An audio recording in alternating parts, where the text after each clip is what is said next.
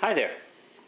My last few videos have dealt with basically, instead of gear, the actual act of photography and what you do with your photographs after you've taken them.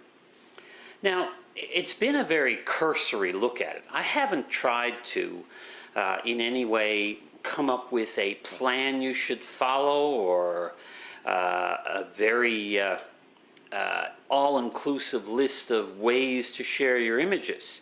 Instead, the point I was trying to make is just that we all take a lot of pictures. And by we all, I do tend to mean we all do, because a tremendous part of the population now takes their phone out and photographs in almost every situation. Sometimes to the point of distraction. For instance, I have shot weddings, and as the quote-unquote professional, I did find it rather annoying when you're trying to take a picture of the bride and groom coming down the aisle, and the aisle is filled up with people taking pictures with their phone. But we have to admit the fact that this iPhone, or whatever phone, phonography if you want to call it that, has become a major producer of content. And therein lies the problem. Nowadays there's so much stress put on the production of content that the quality of that content sometimes falls short. Now, that doesn't mean you can't take a good picture with a phone. Far from it. This phone can take excellent pictures in the right hands. Using it to its full potential, you can take images that can easily be used for journalism, and can even be blown up to, well, at least 8x10 prints that can have very high quality, especially with a little post-processing. A camera like this right here is a step up because, of course, I can change lenses, and therefore I can have a lens that's more appropriate to the job. Right now this is being filmed with a digital SLR camera, which again adds even more flexibility because there are even more possibilities. But let's forget the gear again for a moment and get back to the fact that images of significance, that means images that, as I said in an earlier video, images that mean something to you. They are really the most important images. I remember a few years back a friend of mine taking a trip to Europe. It was a family vacation. He was very excited about his new camera gear.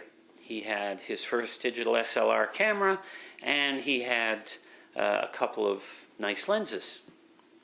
So in cities like London and Paris, he took all of these great pictures. Problem is, the pictures have very little significance to him now, because he took pictures of landmarks and buildings and things that, well, to be brutally honest, you could have bought those pictures as postcards from the gift shop. He hardly had a picture of himself or his wife in any of the images. Instead of putting her in the scene and making this an image that would have significance in the future, he went for pretty pictures. So folks, next time you want to snap a pretty picture, keep one thing in mind. It's great to share. It will look good on any of the online sites. It may even be a really nice print for your wall. But if you're doing something like a family vacation, or anything like that, where you're not going out just to shoot pictures, you are going out to enjoy being with people in new places, then please, you point that camera at those people now and then. We seem to have two extremes here.